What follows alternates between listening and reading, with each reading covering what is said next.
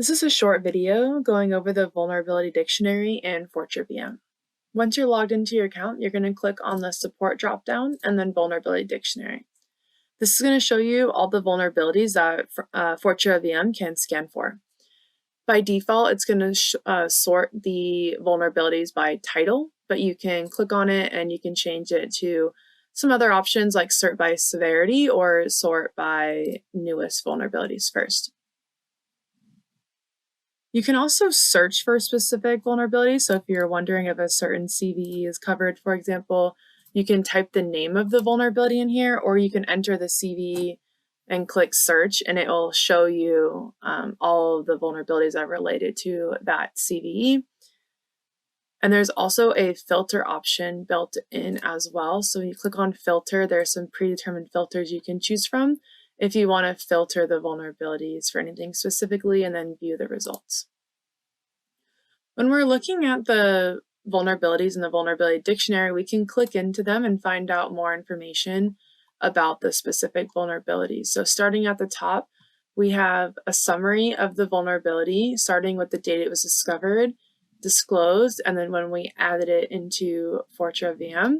And on the right-hand side, we have a threat summary going over things like the threat rank, when it was last updated. We show you if it's currently being exploited, and this one is it's being weaponized. It's being exploited in the wild, and it was last observed less than 7 days ago, so it's pretty frequent.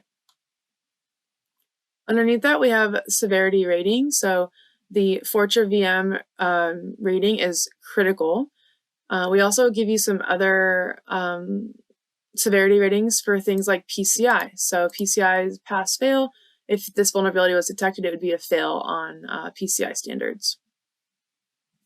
As we scroll down, we have a vulnerability details, which is going to be an overview of what the vulnerability is.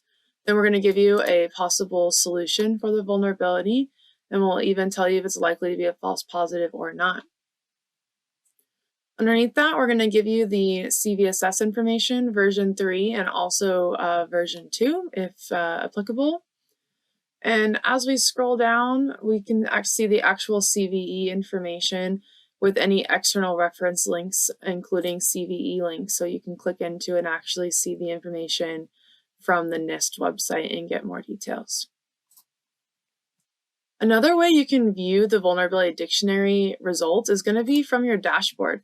So if you go to your dashboard and you click on all of your vulnerabilities, if you click on any of the vulnerabilities in the dropdown from here, it gives you just a high-level summary of what the vulnerabilities are, but then it gives you a button to click on for vulnerability definition. And if you click on that, that brings you back to the vulnerability dictionary, where you can see more information about that vulnerability, specifically including all that CVSS and CVE related information.